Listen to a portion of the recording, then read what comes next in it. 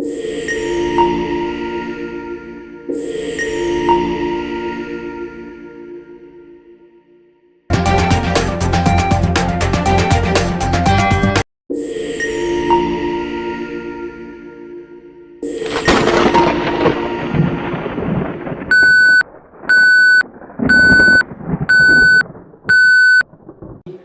we also come together. We will do some kind of reflection together, and I'm very honored to once again introducing our honorable guest speakers. First is His Excellency Mr. Muhammad Fahmi bin Aliman, the Mayor of Southeast District of Singapore. Welcome to Banda Aceh once again, sir.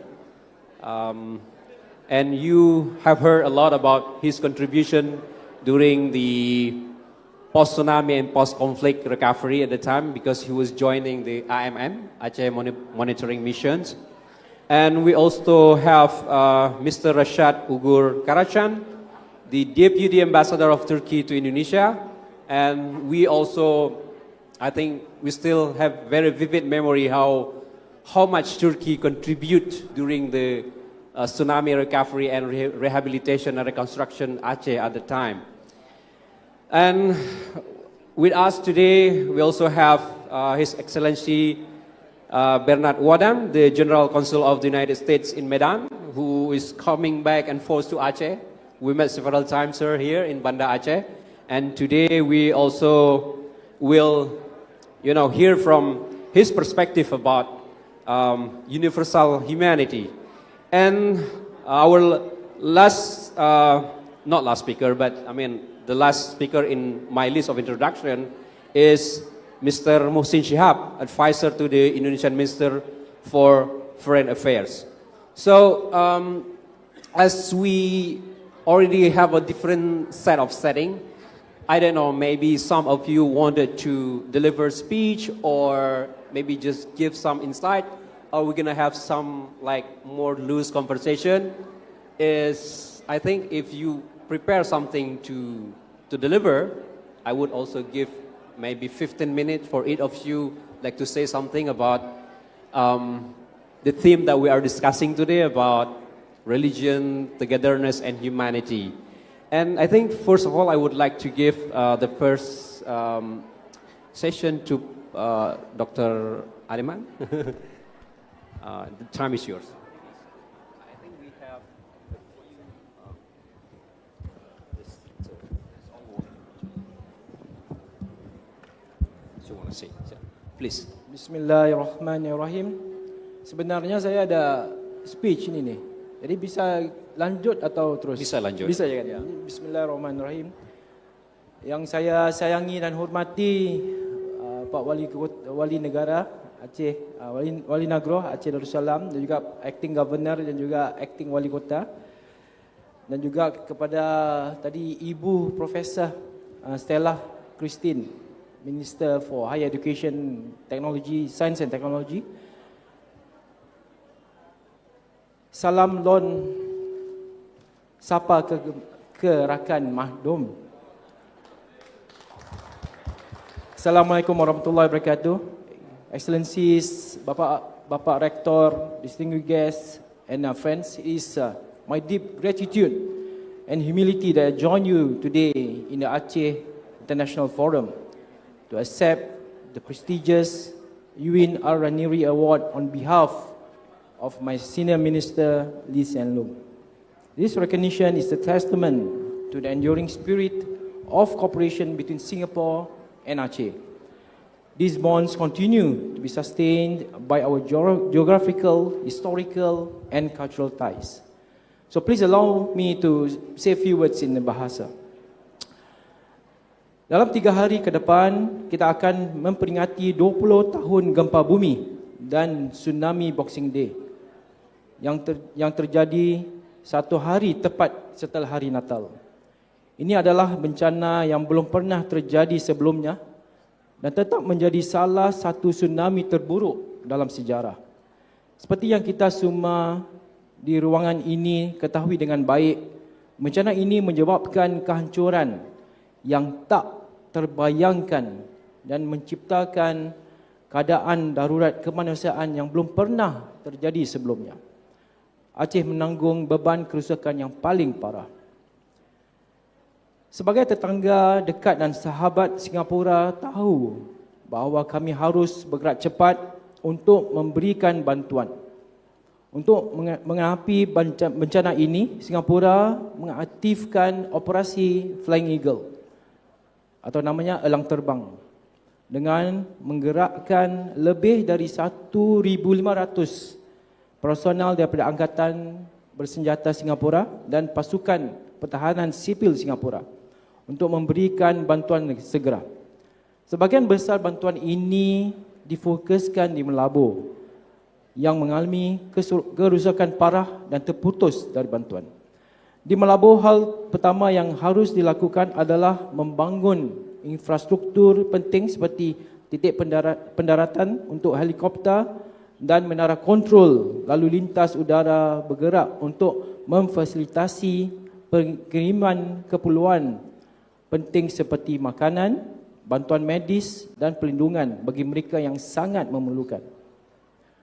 Warga Singapura dan masyarakat Aceh bekerja bahu-membahu dalam kondisi yang menantang untuk memberikan bantuan penting ini kepada komunitas yang terkena dampak. Di dalam kerjasama itu, kita telah mengangkut lebih daripada 240 tan keperluan dan tim medis kami telah merawat ribuan pasien. Saya amat berbesar hati diberi peluang dan kehormatan untuk mengambil bahagian dalam misi pemantauan Aceh yang dipimpin oleh Uni Eropah pada tahun 2005 di Belangpidi Abdia. Misi ini kemudian dianggap sebagai salah satu operasi penjaga pendamaian internasional yang paling efektif. Selama penugasan saya dapat menyaksikan secara langsung bagaimana perdamaian di Aceh tercipta melalui kesediaan kedua belah pihak untuk meletakkan senjata mereka dan bekerja membangun Aceh serta Indonesia secara keseluruhan. Dalam tahun-tahun berikutnya, Aceh telah mencapai banyak kemajuan. Pada tahun 2005, Perdana Menteri Lee saat itu mengunjungi Bandar Aceh dan melabuh untuk secara langsung menyampaikan berlangsung kawah dari Singapura dan melihat kerusakan yang terjadi. Beliau mengatakan bahawa beliau sangat sedih dengan kehancuran total yang tak berujung. Ada sebuah pepatah Melayu yang saya ingin mengatakan, kawan ketawa senang dicari, kawan menangis sukar ditemui.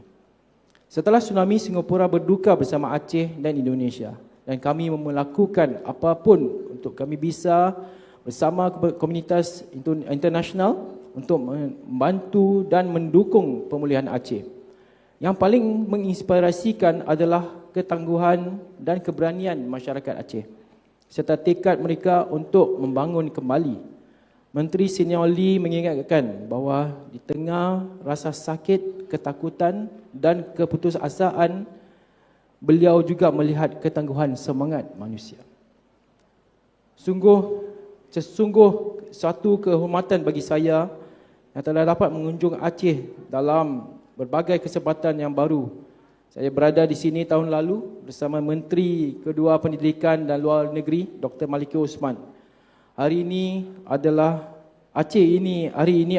wilayah yang aman dan damai, diberkahi dengan sumber dalam daya alam yang melimpah, pandangan yang menakjubkan dan warisan budaya yang kaya. Saat kita melihat di masa depan, Aceh memiliki potensi luar biasa untuk menjadi pusat industri utama yang esensial bagi pembangunan berkelanjutan serta industri jasa seperti ekowisata. Aceh juga akan mendapatkan manfaat dari kebijakan-kebijakan nasional untuk memperkuatkan pengembangan sumber daya manusia. Singapura sangat berharap untuk melanjutkan kemitraan dengan Aceh sebagaimana kemitraan ini memasuki babak berikutnya. Kita telah menjaga hubungan ini bersama dengan baik selama bertahun-tahun. Baru setahun yang lalu, para rektor dari pengurusan tinggi di Aceh mengunjungi Singapura untuk bahas potensi kolaborasi di bidang pendidikan. Singapura dan Aceh akan dapat memperoleh manfaat yang lebih tinggi dan banyak dengan pertukaran tersebut dan membantu memperluaskan wawasan kita untuk meningkatkan praktik bersama. Aceh siap untuk mencapai kemajuan besar dalam beberapa tahun mendatang. Namun ini bukan perjalanan yang mudah. Untuk mewujudkan potensi Bursa Aceh diperlukan kerja keras dan tulus dari semua pihak. Singapura berkomitmen untuk bekerjasama dengan Aceh dan pemerintah Indonesia sebagai tetangga dan sahabat untuk mendukung pertumbuhan Aceh serta memakmurkan dan stabilitas yang lebih luas di kawasan ini. Sebagai penutup, izinkan saya memberi serangkap pantun ya. Pantun tu sebenarnya dari kawasan saya, Gelang Serai. Itu kampung, sebenarnya kampung Wali Nagro tu. Okey. Di Gelang Serai, malam berseri, lampu bercahaya, terang gemilang. Sahabat sejati sentiasa di hati. Hilang di mata, di hati enggak hilang. Terima kasih. Assalamualaikum.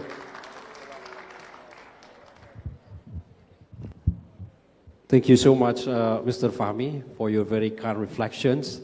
And I think yeah, we still have a lot to learn about the strength and resilience that we often celebrated. But I think after 20 years, we also still thinking that we still need a lot to learn. And we always look forward to Singapore. Like many people in Aceh will also say that one time Aceh will be like Singapore. But we need to discuss more about that, and we need much more collaboration how to achieve that later.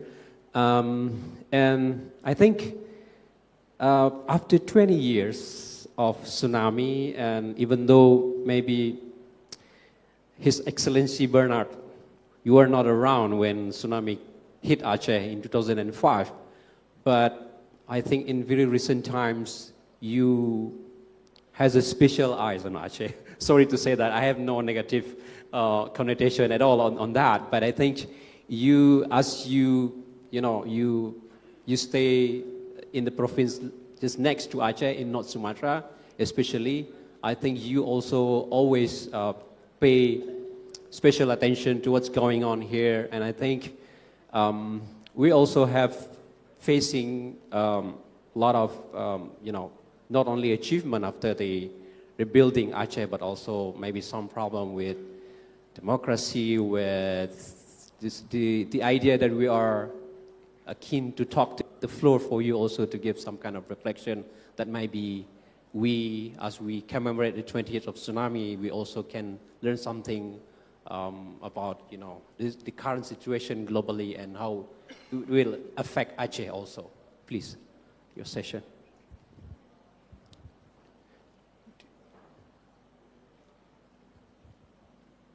So you also prepare some speech for that? Oh, please. Or did you want me to? Like 10 minutes. Okay. Yeah, you can just read it. Okay. So, good morning, everybody. My name is Bernard Badan. I am the U.S. Consul for Sumatra. Walaupun saya ada wajah ini, saya asli Amerika Serikat. Dan yang terhormat Ibu Stella Christie, Wamen Pendidikan Tinggi Sains dan Teknologi, Bapak Mujibur Rahman, Rektor UIN Ar-Raniri, Bapak Safrizal, Acting Governor Aceh, Bapak Alumnizal Kamal, Acting Mayor of Aceh, dan Ibu Wali Kota terpilih Banda Aceh, Ibu Eliza, terima kasih, dan Mr. Mohammed Fahmi bin Aliman, Mayor of Southeast District of Singapore.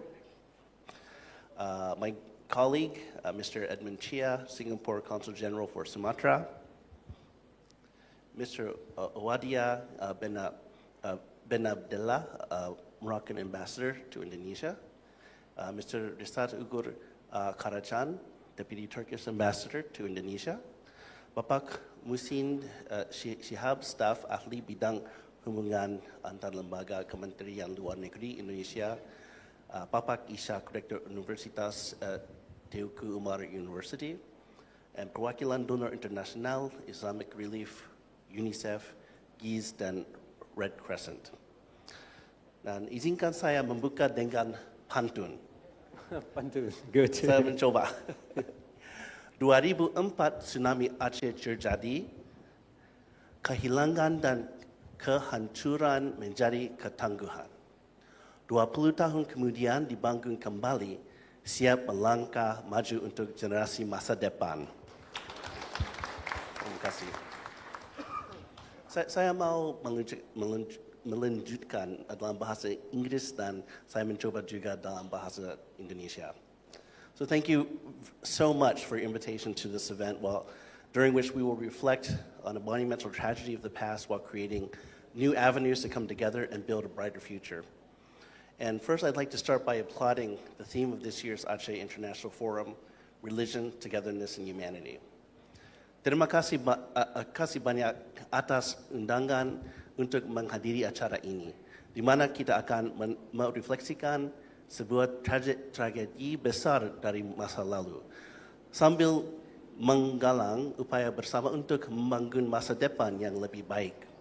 Saya juga merasa tema acara Forum Internasional Aceh tahun ini sangatlah baik, yaitu agama, kebersamaan, dan kemanusiaan.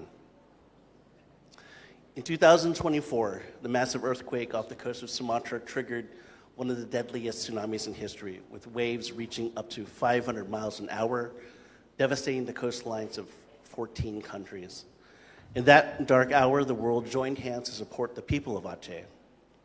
Pada tahun 2004, gempa bumi besar di lepas pantai Sumatra memicu salah satu tsunami paling mematikan dalam sejarah, dengan gelombang yang mencapai kecepatan hingga 800 km per jam, menghancurkan garis pantai 14 negara. Pada saat yang kelam itu, dunia bergandengan tangan untuk mendukung rakyat Aceh. The United States, through the U.S. Agency for International Development, or USAID, the U.S. military, and other U.S. agencies provided more than $400 million in aid to Indonesia, touching the lives of almost 600,000 Acehnese. Amerika Serikat melalui Badan Pembangunan Internasional AS atau USAID, militer AS, dan lembaga-lembaga lainnya memberikan lebih dari $400 juta bantuan untuk Indonesia, menyentuh kehidupan hampir 600,000 warga Aceh. Many other countries, including various faith-based charities and communities, also provided aid and support to Aceh. This catastrophic event, despite causing enormous damage and loss of life, brought the world together. Banyak negara lain, termasuk berbagai badan amal dan komunitas berbasis agama, juga memberikan bantuan dan dukungan untuk Aceh. Bencana ini meskipun menyebabkan kerusakan besar dan hilangan nyawa, telah menyatukan dunia.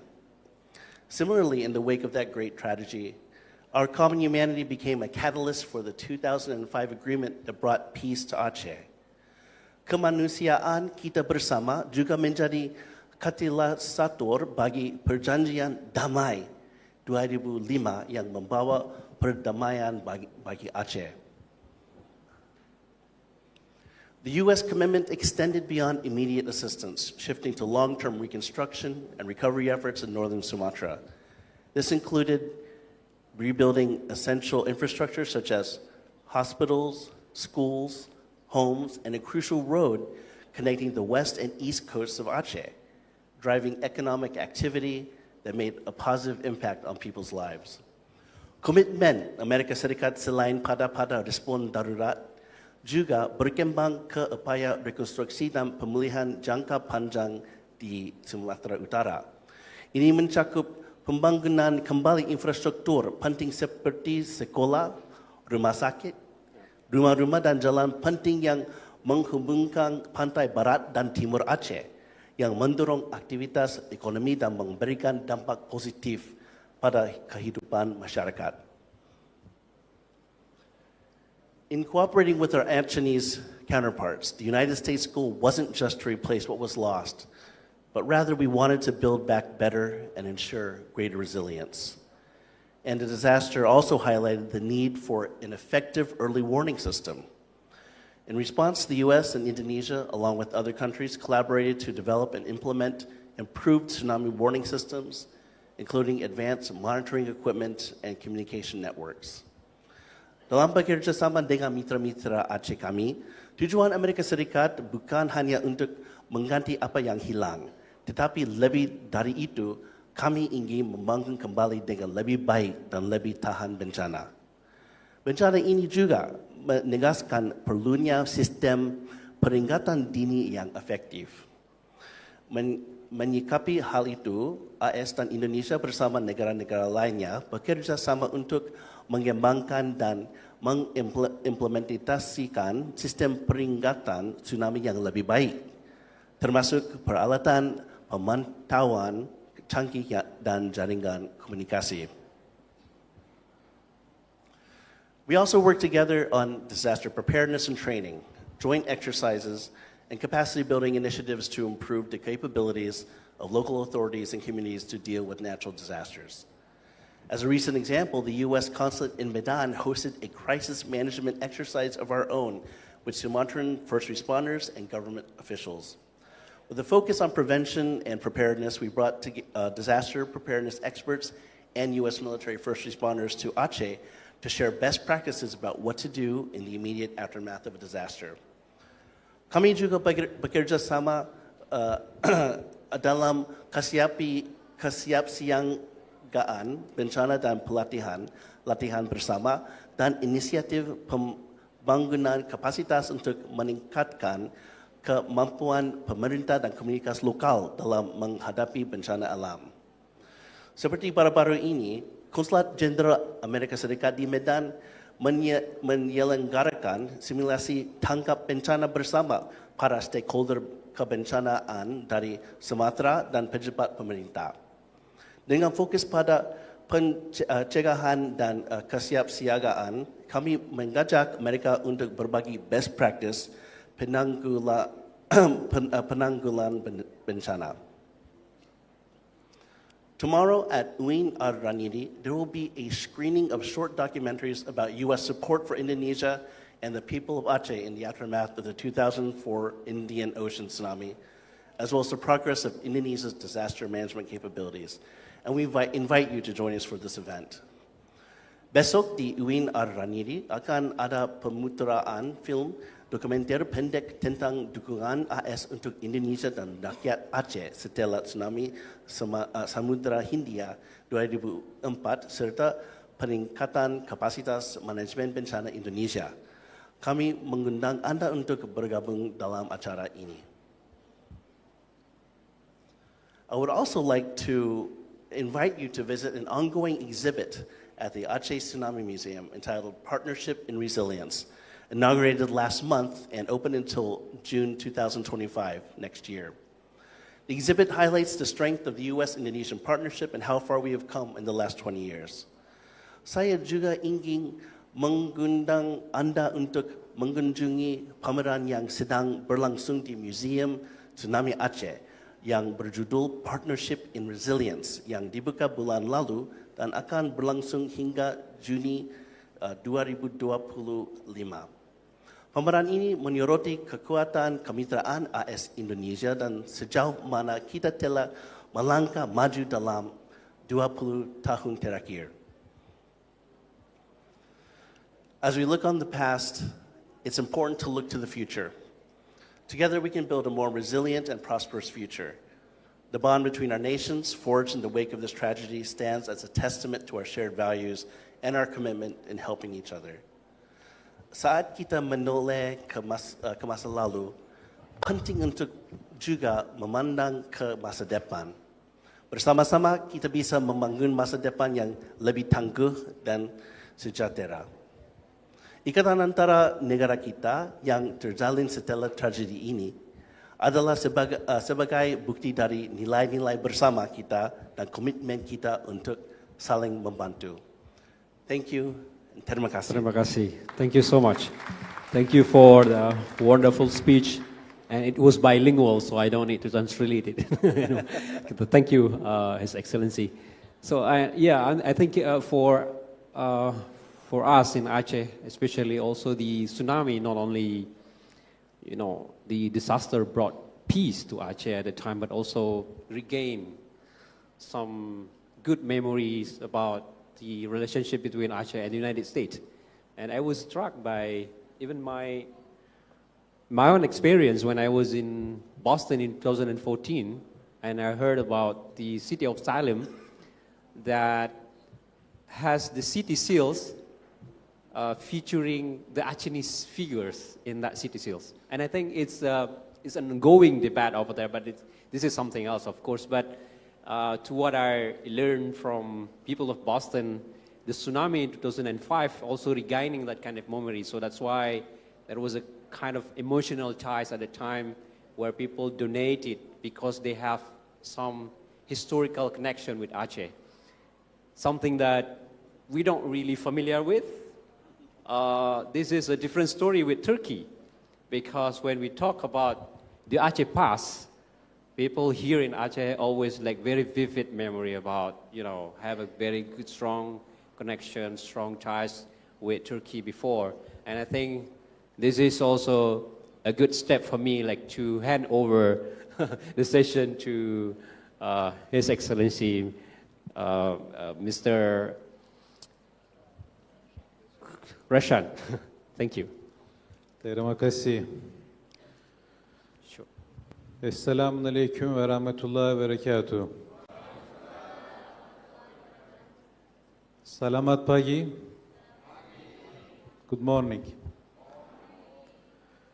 Your Excellency, Vice Minister of Higher Education, Science and Technology, Ms. Stella Christie, His Excellency Safrizal Zakaria Ali, Acting Governor of Aceh, His Excellency Muju Brahman, Rector of UIN Ar-Ranir University, His Excellency Ishak Hassan, Rector of Teuku Umar University, His Excellency Ambassador Audia bin Abdullah, Ambassador of Kingdom of Morocco in Indonesia, His Excellency Ambassador Muhsin Shiab, Advisor to Minister for Foreign Affairs,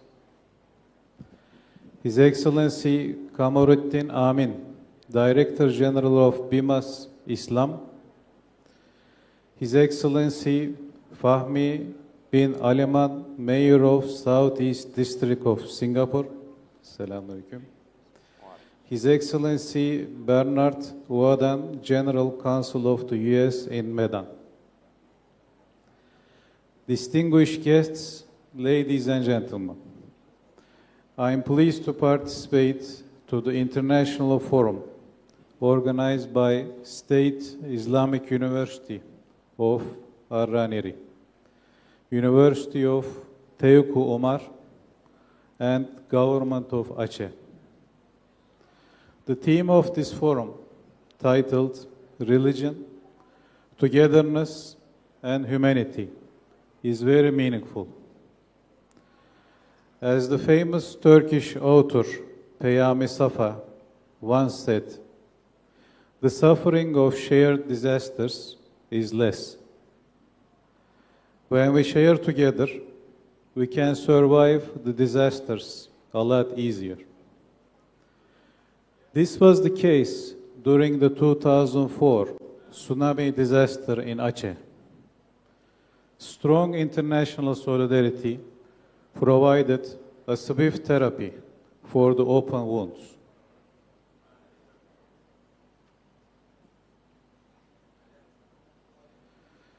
Our brothers and sisters from Aceh also helped Turkish people after the earthquakes in Turkey last year that eased our pain.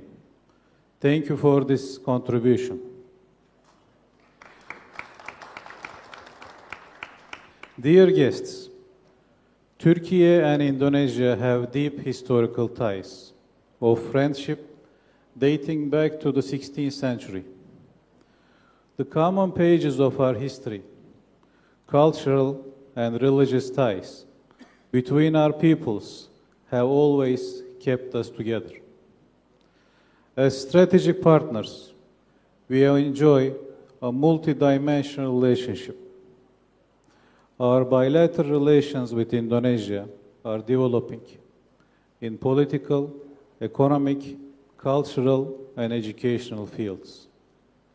Regarding culture, Yunus Emre Institute in Jakarta teaches Turkish to Indonesians and helps strengthen our cultural bonds.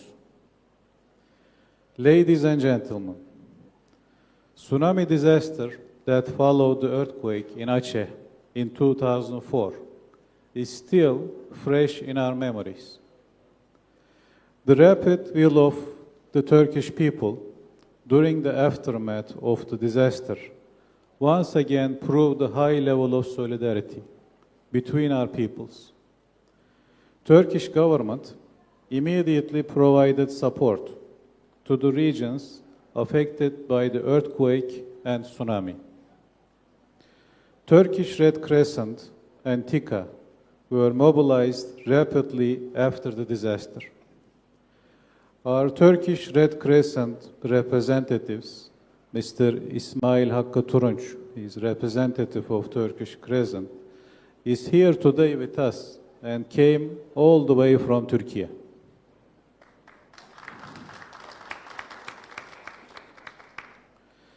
Turkish Red Crescent and TİKA have conveyed emergency teams and contribute to the reconstruction of the region.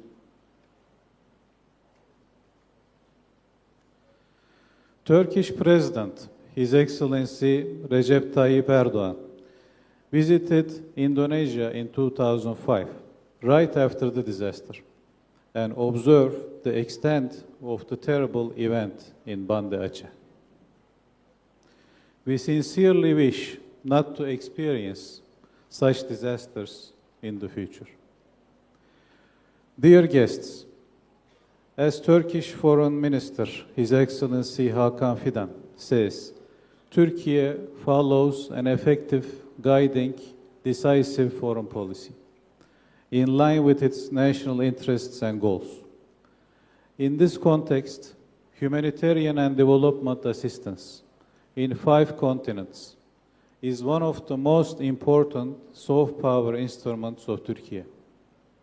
In fact, Turkey's official development assistance, including humanitarian aid, amounted to $6.7 billion in 2023. Turkey continues to be one of the leading countries globally in this field. Our foreign ministry also plays an important role within the activities of the Turkish organizations like Red Crescent that provide humanitarian aid to many countries. Dear friends, as the theme of this important forum underlines, religion, togetherness, humanity, these are the 3 key words that help us survive the disasters.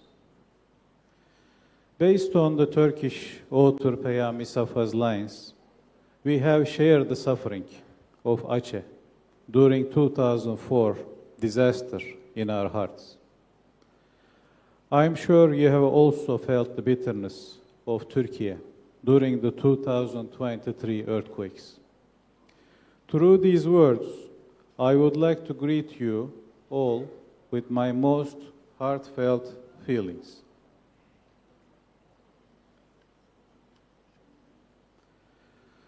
And take this opportunity to once again wish Allah's mercy to our Indonesian brothers and sisters who lost their lives in the earthquake and tsunami disaster.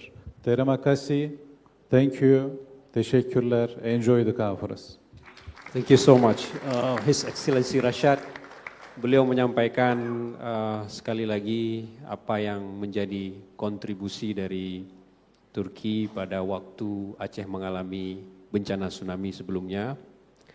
Beliau menyatakan bahwa hari ini dari representatif dari Palang Merah Turki juga hadir dalam kesempatan yang berbahagia ini bersama kita semua.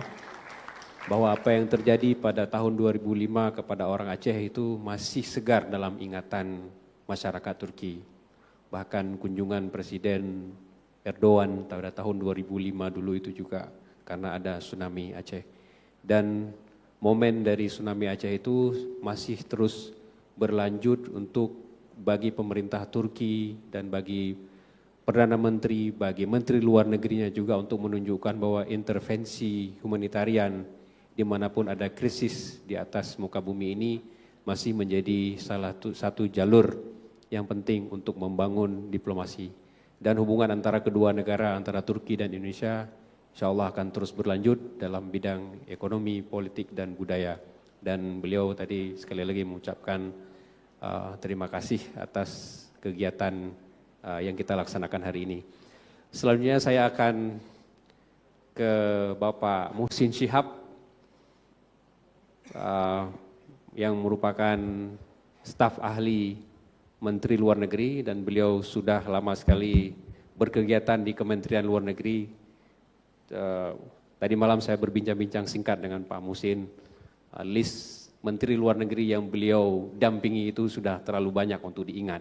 Artinya akan ada banyak sekali pengalaman yang mungkin bisa Pak Muhsin bagi kepada kita, terutama kita yang dari Aceh ini sering sekali juga lupa bahwa kita adalah bagian penting dari dunia internasional itu juga.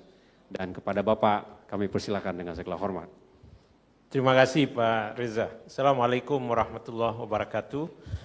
Yang kami hormati Ibu Wamen Dikti, Prof. Stella Christy, Bapak PJ Gubernur Aceh, Bapak Dr. Safrizal, my good friends, Ambassador of Kingdom of Morocco, His Excellency Waidia bin Abdullah, Wakil Duta Besar Turki, Deputy Chief of Mission of Turkey's Embassy in Jakarta, Brother Rashad Aur Karacan, Wali Kota Southeast District Singapura, Yang Mulia Bapak Muhammad Fahmi bin Aliman, and Consul General of the United States in Medan, Mr. Bernard Wadan, Bapak Dipo Alam, Bapak Azwar Abu Bakar, Bapak Dahlan Iskan, tentunya juga tuan rumah yang termulia adalah kedua rektor, yaitu Rektor UIN Araniri Banda Aceh, Prof. Mujibur Rahman, dan Rektor Universitas Teuku Umar, Profesor Ishak Hasan. Serta tentu semua yang hadir di sini yang sangat kami hormati. Ibu bapak sekalian, izinkan saya memulai dengan pantun karena yang lain memulai dengan pantun. Pagi hari kita ke pesisir, diselingi dengan minum teh. Hari ini kita semua hadir untuk yang terbaik bagi Aceh. Baik, saya mungkin akan memberikan perspektif, and please excuse me because I'm going to deliver my speech in Bahasa, as most of the attendants here are Indonesians. However, from time to time, I might also insert my English. I hope you would understand the situation. Saya ingin berbicara tentang diplomasi kemanusiaan Indonesia. Indonesian humanitarian diplomacy. But before that, let me give you an overall picture of what is going on in the global stage. There are at least 6 items that I'm going to speak today. Ada 6 hal yang akan saya bicarakan hari ini. 1, global situation. Yang kedua, religion-based conflicts. Yang ketiga, Indonesian foreign policy. Yang keempat, Indonesia's roles. Yang kelima, Indonesian humanitarian diplomacy. Dan yang keenam mungkin ada sedikit rekomendasi. Saya akan kasih yang singkat-singkat. Situasi global sekarang. Saat ini kita diwarnai dengan adanya multipolarisme dan geopolitik. Jadi geopolitical multipolarity itu yang sekarang ada di dunia kita saat ini. Mengapa demikian? Kalau dulu ada perang dingin, ada dua blok yang langsung bisa kita lihat dan kemudian mereka akan mengatakan either you are with us or against us. Jadi kalau dulu itu perang dingin, sekarang tidak lagi. Walaupun saat ini ada rivalry among great powers, tetapi di saat yang sama middle powers pengaruhnya itu kekuatan-kekuatan menengah juga bertambah. Negara-negara seperti Turki, Indonesia, Brasilia, India, Meksiko, ini adalah middle powers. The new emerging middle powers. Mereka ini memang tidak seperti great powers seperti Amerika maupun Cina, Rusia dan sebagainya, tetapi mereka punya pengaruh. Dan kita bisa melihat nanti bagaimana pengaruhnya. Misalnya ada perkumpulan yang namanya Quad. Quad itu di situ ada Amerika, ada juga India, ada juga Jepang, ya kan? Jadi India sebagai middle power masuk ada di situ. Di sisi yang lain, India juga ada di dalam BRICS. BRICS adalah negara-negara yang kekuatan middle power. Brazil, Rusia, India, South Africa, dan sekarang sudah ada banyak lagi dan Indonesia juga masuk di situ. Jadi itu multipolarisme dan meningkatnya middle power. Tetapi di sisi yang lain ada juga non-traditional threats. Ancaman-ancaman non-tradisional yang semakin banyak. Karena apa? Climate change, refugees, pandemic. Ini adalah non-traditional threats yang ancaman ini tidak hanya not only faced by great powers, but also middle powers and everybody. Including also least developed countries. Ini ancaman non-tradisional yang kita hadapi. Lalu sebagai contoh kita lihat konflik yang berdasarkan agama. Mengapa ini bisa terjadi? Ada beberapa faktor. Pertama, tetap ada perspektif us dan them. Perspektif kami, kita, dan mereka. Memisahkan antara kita dan mereka. Mindset seperti ini kalau tidak kita hapuskan akan terus-menerus menjadi sumber konflik. Mengapa? Karena seringkali pemahamannya didasari oleh pemahaman agama yang sempit. Mereka lebih banyak memahami agama secara ritual dibandingkan agama yang lebih komprehensif. Karena itu ini perlu pembaharuan. Memahami agama kita masing-masing itu secara komprehensif. Tetapi di balik itu juga ada kepentingan politik, ada kepentingan ekonomi. Kepentingan politik misalnya karena kekuasaan, kepentingan ekonomi merasa dimarginalkan oleh kelompok yang besar dan sebagainya. Dan yang tidak kalah pentingnya klaim sejarah dan budaya. Ini sering juga menjadi dasar konflik agama. Kita melihat misalnya Israel dan Palestina. Walaupun kita meyakini bahwa itu bukan konflik agama, tetapi bagi Israel seringkali itu dikaitkan dengan agama. Dan seringkali mereka menyitir Torah. Nah, kita jangan terpancing. Itu dikaitkan dengan klaim sejarah dan budaya. Lalu apa yang harus kita lakukan? Tentu dialog antar umat beragama itu di semua lapisan, tidak hanya di tingkat elitnya saja, tetapi sampai ke grassroots itu harus dilakukan. Dan untuk itu Kementerian Luar Negeri sudah melakukan kerjasama dengan lebih dari 34 negara. Indonesian Foreign Ministry has already established cooperation with more than 30 countries in terms of interfaith dialogue. Dengan lebih dari 34 negara, dengan harapan kita dapat mempunyai pemahaman yang sama dan tidak menjadi kendala hubungan internasional. Kedua, edukasi keagamaan, budaya, dan prinsip kemanusiaan. Edukasi ini perlu dilakukan sejak dini. Jadi sejak dini di pondok-pondok pesantren, pendidikan dasar, PAUD, dan sebagainya, itu sudah mulai harus dicanangkan tentang kehidupan toleransi dan kehidupan yang harmonis antara semua umat manusia. Karena kita tidak punya hak untuk menghakimi kebenaran cara orang berpikir dalam beragama. Bahwa kita punya hak mutlak untuk memilih keyakinan kita dan meyakini keyakinan kita yang terbaik, itu adalah hak mutlak. Tetapi itu hak subjektivitas kita. Secara objektif yang harus dilakukan adalah hubungan kemanusiaan yang baik dengan semua penganut agama.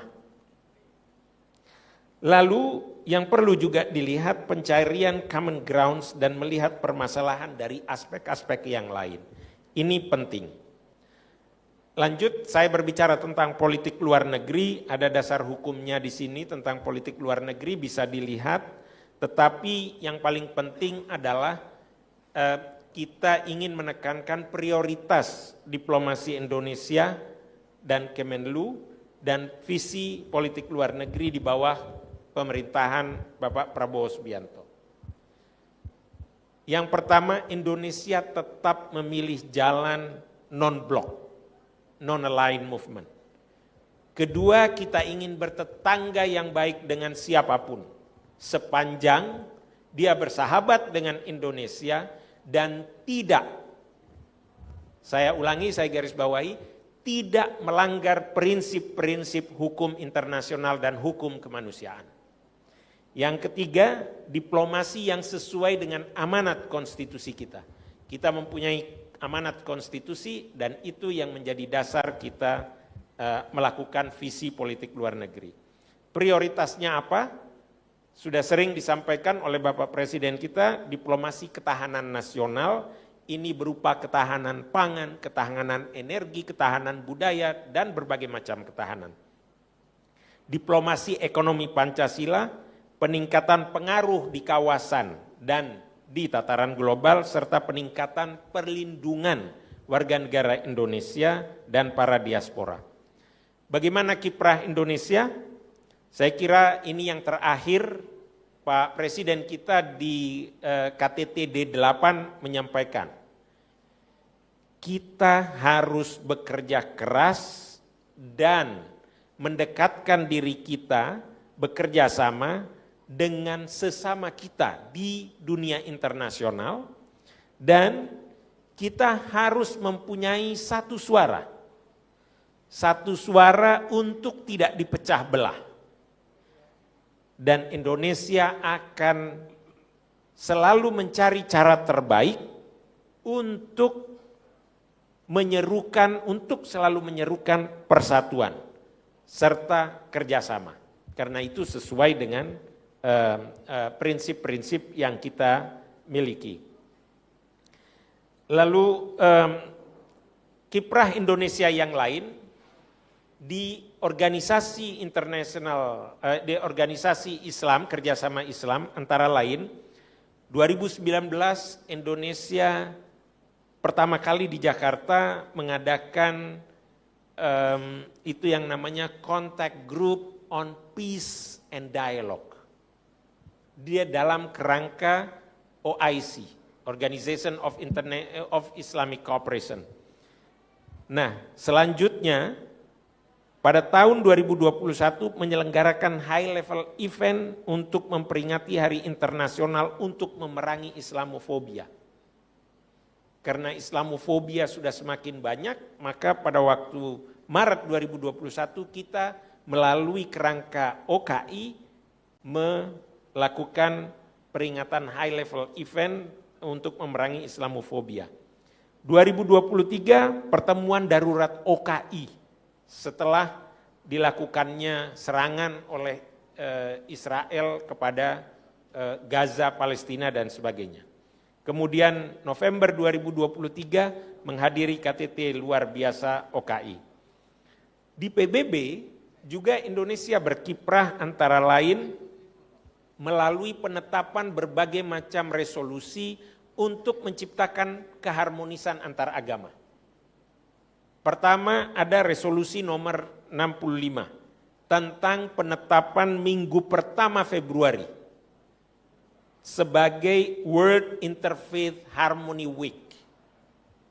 This has been adopted, this resolution by General Assembly, United Nations General Assembly as a resolution on World Interfaith Harmony Week, and it is supposed to be commemorated in the first week of February, every first week of February.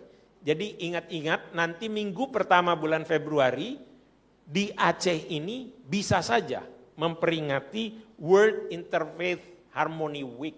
Karena itu ada resolusinya. Yang kedua, memajukan dialog antar agama dan budaya serta toleransi guna mengatasi hate speech. Jadi we are fighting against hate speech, and it is also adopted by a resolution in the United Nations, resolusi nomor tahun 73. Nomor 73, resolusi pada Majelis Umum PBB ke-73 nomor 328. Ada juga resolusi tentang culture of peace and tolerance untuk menjaga situs-situs keagamaan agar tidak dirusak. Itu ada resolusinya juga. Ada resolusi tentang penetapan International Day to Combat Islamophobia. Those are United Nations resolutions which are aimed at creating harmony and tolerance at the world stage. Karena itu kita perlu terus-menerus melakukan diplomasi kemanusiaan dengan prinsip asasnya inklusivitas. Harus melibatkan semua orang. It has to be inclusive, multi-stakeholders partnership, and empowering humanitarian actors, local humanitarian actors, as well as, combating the root causes of conflicts. Dan manfaatnya adalah pemenuhan amanat konstitusi dan kepentingan nasional, pelaksanaan politik luar negeri kita yang selalu bebas dan aktif, serta mencoba untuk mendatangkan manfaat ekonomi dan sebagainya. Jika terjadi harmoni, maka ada hubungan yang lebih baik. Saya tidak ingin memperpanjang-panjang lagi karena waktunya juga sudah mepet. Tapi yang paling penting adalah ada masalah kemanusiaan yang perlu kita perhatikan, yaitu masalah pengungsi. Kita tidak menjadi parti di konvensi tentang pengungsi tahun 1951. Tetapi kita punya sejarah panjang untuk membantu pengungsi. Namun demikian, kita juga perlu untuk mengukur secara bijaksana kemampuan kita. Oleh karena itu Indonesia melalui diplomasi kemanusiaan terus mendorong negara-negara yang menjadi parti, yang mempunyai kewajiban agar tetap memenuhi kewajibannya. Tidak melakukan pushback, tidak menterlantarkan pengungsi, karena itu diatur di resolusi PBB. Indonesia walaupun tidak menjadi parti di konvensi itu, tetapi kita berdasarkan kemanusiaan seringkali menampung para pengungsi, termasuk juga Aceh di sini. banyak menampung pengungsi dari Rohingya. Karena itu mari kita sama-sama terus-menerus untuk mengedepankan sifat-sifat kemanusiaan dan sebagainya. Dan pada saat kita memperingati 20 tahun Aceh, apa yang membesarkan Aceh, apa yang menguatkan Aceh sehingga bisa tumbuh kembali karena ada prinsip kemanusiaan di situ yang dikembangkan oleh semua pihak, semua stakeholders. Karena itu kita pun saat ini di saat kita sudah memiliki kekuatan yang cukup, maka kita perlu juga untuk menunjukkan sifat-sifat kemanusiaan kita kepada mereka yang memerlukan. Saya kira itu, terima kasih. Wassalamualaikum warahmatullahi wabarakatuh. Waalaikumsalam warahmatullahi wabarakatuh. Terima kasih Pak Muhsin Syihab sudah sama-sama mengingatkan kita, ya, selain bahwa kita mungkin sudah survive, sudah selamat dari bencana alam 20 tahun yang lalu, namun masih ada saja persoalan-persoalan yang mungkin harus kita sikapi dengan serius karena itu bisa menjadi bencana lain ke depan. Dua hal tadi, polarisasi masyarakat mungkin karena isu agama atau politisasi agama. Kemudian juga yang baru saja beliau paparkan tentang pengungsi Rohingya mungkin masih menjadi satu isu yang hangat diperdebatkan di sini. Apakah kami harus menerima atau tidak orang Rohingya mendarat di Aceh? Ini masih belum ada solusinya, Pak. Terima kasih sudah membawa ini ke refleksi hari ini. But I would like to also going back to Mr. Muhammad Fahmi, especially about what he just highlighted about the rising of polarization, especially about religious issue. In Singapore, for example, maybe we can learn something from Singapore because I have never heard, like, honestly, the almost like similar issue that we always been facing in Indonesia, that people, what Pak Muhsin Syihab just highlighted just now about us against them lah, something antara kami dan mereka. But in, hampir dalam satu agama yang sama sebenarnya. Jadi belum kita berbicara tentang tensi dengan agama yang lain, tapi di dalam satu agama sendiri kita selalu mencari perbedaan. Nah, seperti apa sebenarnya negara Singapura itu sehingga itu kami tidak pernah mendengar ada konflik agama di sana, atau memang itu tidak diperdengarkan. Makanya mungkin kami perlu belajar dari Bapak Muhammad Fahmi. Mungkin sedikit saja merespon hal tersebut, Pak. Terima kasih atas soalannya. Saya pun rasanya apa yang ditengahkan oleh Pak Muhsin itu sebenarnya amat benar. Kerana sekarang masalah bukan kita di luar saja, tapi masalah dalaman itu pun penting. Jadi Singapura kalau kita lihat sebenarnya racial harmony itu adalah basis, our foundation for our success. We teach racial harmony to the kids at the early stage. There is a lot of policy that we build, ensuring that every ethnic groups stay, study, go to the same school together. So in fact, if you think about it, I mean, in Singapura kan rumahnya bukan rumah sebiji-sebiji kan, rumahnya kan rumah pangsa kan. Jadi di rumah pangsa tu kita ada policy di mana kalau di rumah pangsa tu sebagian percentage mesti orang Melayu. Sebagian percentage tu mesti orang Cina dan seterusnya, orang India dan seterusnya. Jadi distrukturkannya untuk mereka tinggal di rumah bangsa itu berbeza agama, berbeza bangsa. Jadi mereka faham antara satu sama yang lain.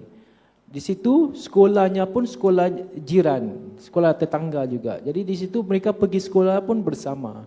Jadi mereka faham makannya makan apa, semayangnya gimana itu. Jadi di sini kita gunakan platform tu dari kecil. Jadi bila dewasa mereka tahu yang sudah ada sifat toleransi antara satu sama yang lain. Dan mereka tahu kalau bulan puasa tu kita ada solat tarawih malamnya. Jadi ada karya semayang tarawih di bawah blok itu. Tapi kalau bangsa Tionghoa mereka kan ada Ghost Festival. Nanti diorang ada pembakaran dan seterusnya. Jadi kita toleransi bersama. dulu kalau dapat kita share, sebenarnya racial harmony sebab dulu kita lakukan 1 hari saja. Tapi sekarang ni kita 1 bulan racial harmony. Racial harmony initiative itu bukan tertumpu kepada satu masyarakat atau satu tempat, tidak. Dilakukan seluruh Singapura. Jadi di daerah saya, di daerah Tenggara, saya adakan futsal, main futsal ya, racial harmony futsal. Jadi di situ saya panggil anak-anak muda dari berbagai bangsa, agama untuk bermain futsal tu tapi sebelum main futsal tu kita ada workshop di mana kita bincang sedikit mengenai festival, kita bincang sedikit apakah isu-isu sensitif yang ada yang mereka ingin luahkan kerana mungkin mereka enggak ada tempat atau platform untuk mereka luahkan. Jadi kita gunakan. Jadi di situ nanti saya jumpa dengan mereka, jadi berbual dengan mereka mengenai isu-isu politik, isu-isu diskriminasi yang mungkin mereka rasa ada. Jadi di situ kita lakukan. Di antara international, kita ada International Conference for Committee of Success. Di situ kita panggil negara-negara yang minoritas agamanya Islam. Jadi seperti di Kanada, kalau di negeri-negeri yang kira kalau agama Islam itu juga kurang kan, kita datang ke Singapura untuk share bagaimana kita membuat community of success. Gunakan wadah atau kita gunakan cara untuk mempertingkatkan kehidupan orang Islam sebagai minoriti di negeri itu. Dan kita kongsi and we share the practices. Alhamdulillah di tahun yang keempat kita lakukan. Jadi ramai banyak negeri yang saya ingin ketatkan adalah di mana di Canada, Mayor of Ottawa, sebenarnya dia is the first Muslim mayor that actually been elected to be the mayor for that city, and he's been elected for 3 consecutive terms, and he has no problem. The people of Canada, of Ottawa, loves him because he shows the correct virtue of a Muslim and do the things properly, and that become the trust gained by the people. So there's all this environment that actually we can create to ensure this. Just want to share. Thank you. Terima kasih.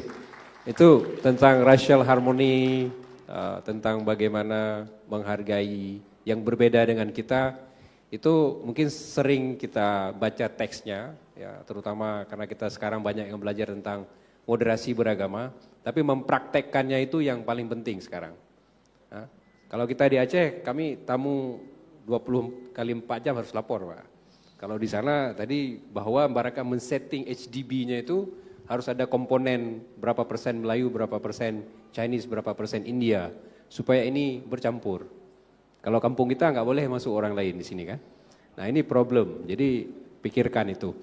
So, and also from Pak Muhsin Shihab speech just now, I think not only from Pak Muhsin but also from His Excellency Rashad and Pak Bernard, that is such an irony if we think of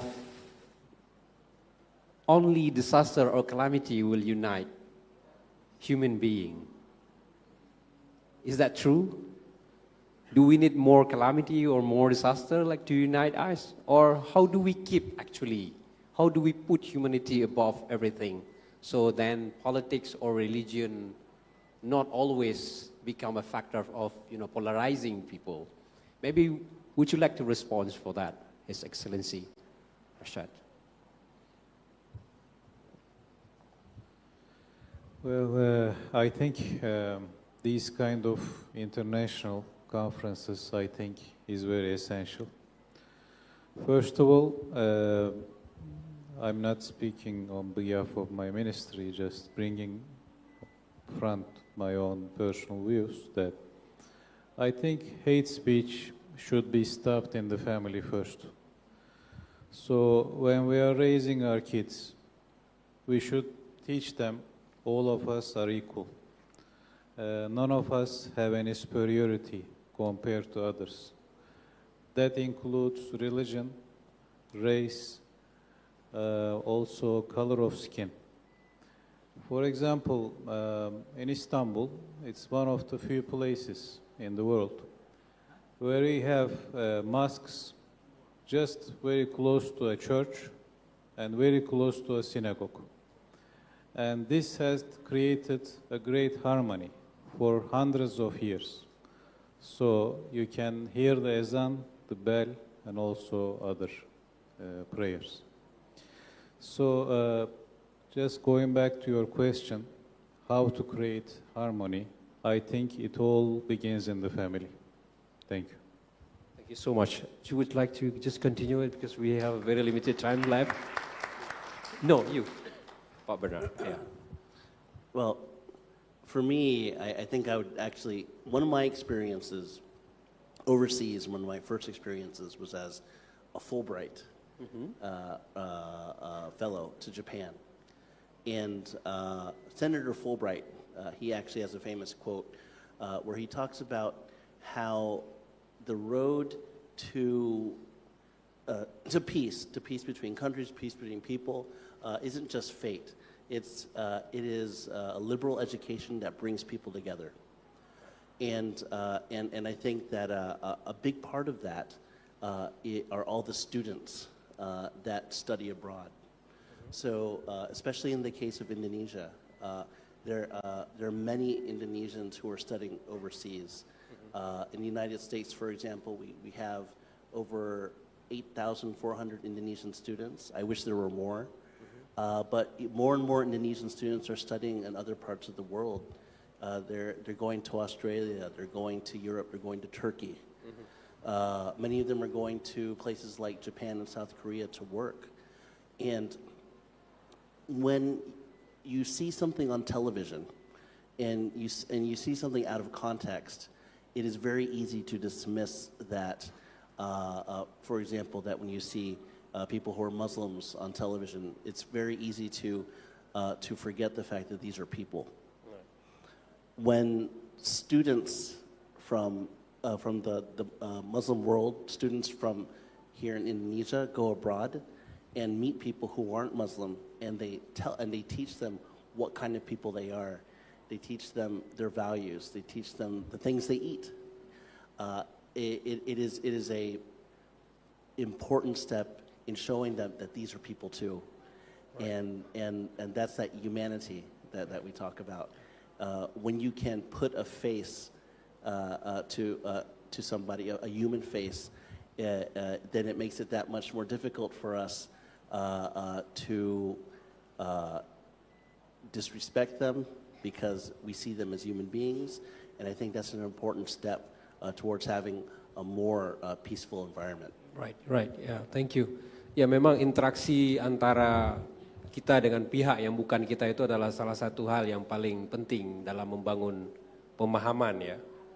Pemahaman keberagaman perbedaan. Mungkin pada waktu terjadinya bencana tsunami dan respons yang kami terima di Aceh pada waktu itu, minimal 5 tahun pertama, ada begitu banyak interaksi dengan pihak luar, di mana pada hari ini kita semua juga berterima kasih atas kontribusi bahwa Aceh bisa bangun dari terjerembah di bencana tersebut karena bantuan dari negara-negara sahabat, termasuk yang duduk di hadapan kita ini dari Singapura, Turki, dari Amerika.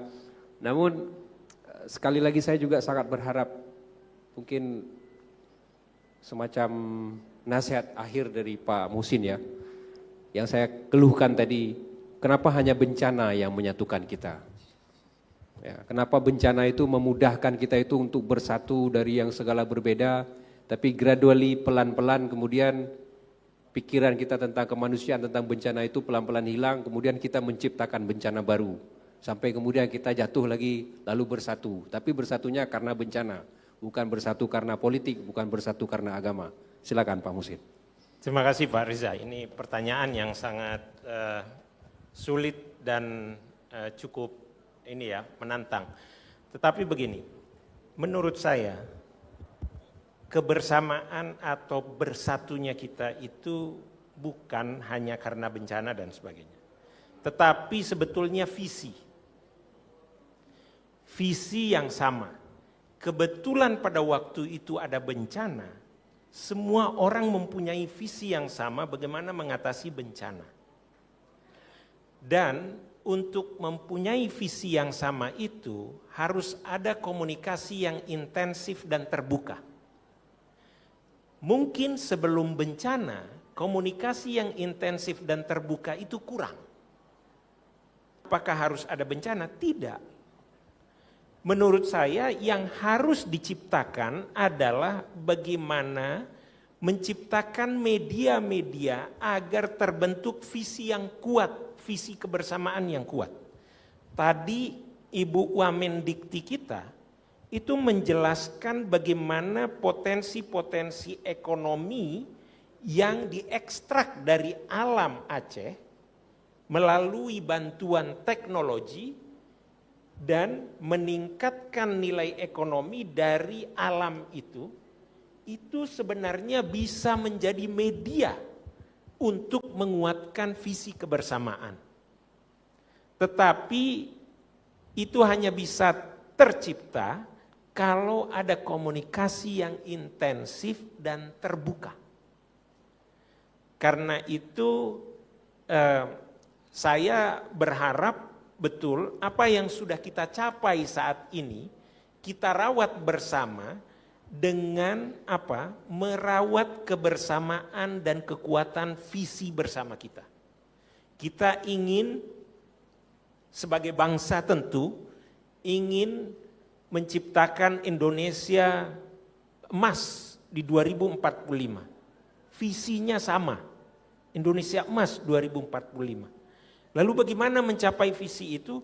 Kita harus berkolaborasi, bekerja sama, dan benar-benar berkomunikasi secara intensif dan terbuka. Ini yang menurut saya harus kita lakukan. Jadi bencana itu hanya menjadi salah satu medium untuk menyamakan visi. Nah, kita perlu menciptakan medium-medium lain yang bukan bencana untuk menyatukan visi itu. Terima kasih. Terima kasih Pak Muhsin. Tepuk tangan untuk semua speakers kita. Sekali lagi saya berterima kasih kepada Yang Mulia Rashad, Yang Mulia Bernard, Yang Mulia Pak Muslim Syihad, dan Yang Mulia Pak Muhammad Fahmi. Dan terima kasih kepada semua audiens. Mohon maaf panitia menitipkan pesan kepada saya tidak ada pertanyaan dari audiens. Karena ini forum katanya. Jadi sekali lagi tepuk tangan untuk semua pembicara kita yang luar biasa. Thank you very much. Saya kembalikan kepada MC. Ya. Terima kasih kami sampaikan kepada moderator Pak Reza Idria PhD atas kebersediaannya untuk memandu acara forum kita pada pagi hari ini. Sebelum kita menutup agenda pada pagi hari ini, izinkan kami untuk mengundang seluruh pembicara. Allow us to invite all the speakers to receive the award certificates that will be presented by the rectors of UIN Araniri Banda Aceh and Tengku Umar University. For that, we invite the speakers, His Excellency Muhammad Fahmi bin Aliman, Mr. Bernard Wadan, Mr. Rashad Uwur Karajan, Mr. Muhsin Syihab, to accept the award in front of the stage before sitting for the seats. Yes, in front of the seats. We also invite the rectors of UIN Araniri and Tengku Umar University to hand over the certificates.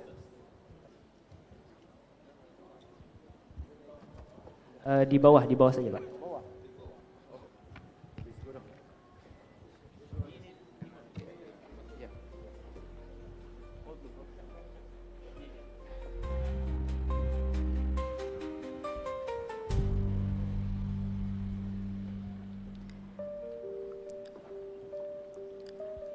The first award will be representing by Rector of UIN Araniri Banda Aceh to His Excellency Muhammad Fahmi bin Aliman.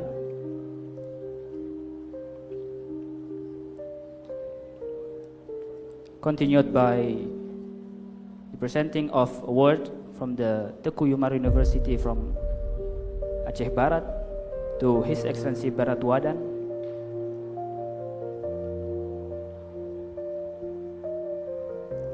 Continued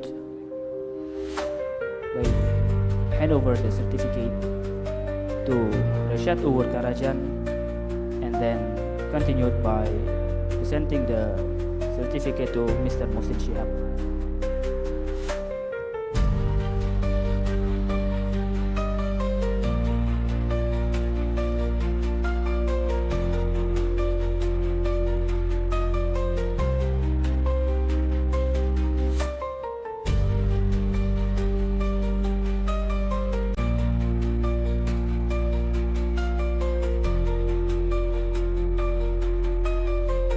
Sebelum kembali ke tempat, kami mohon bersedia untuk mengambil foto bersama, didampingi oleh Ketua Panitia dan Moderator Bapak Reza Idria.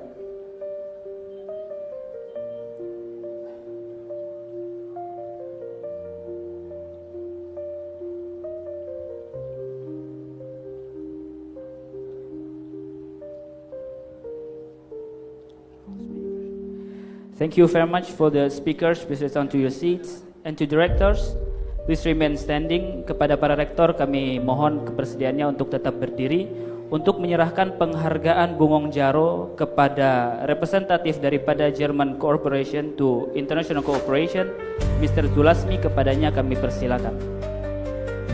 Penghargaan Bungong Jaro akan diserahkan langsung oleh Rektor UIN Araneri Banda Aceh di depan podium.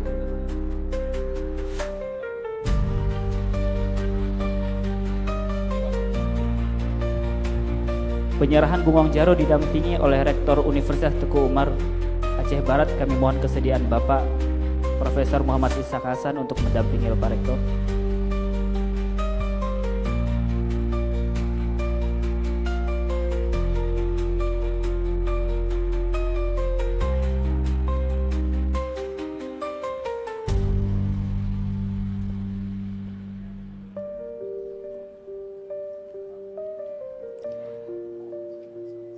Terima kasih kami sampaikan kepada Bapak sekalian, kami persilakan untuk kembali ke tempat.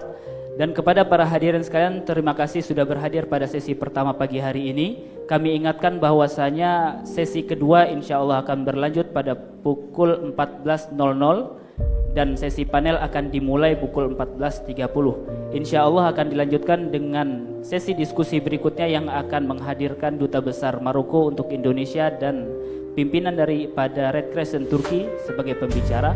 Untuk itu kami persilakan untuk sejenak break dan terima kasih banyak. Assalamualaikum warahmatullahi wabarakatuh.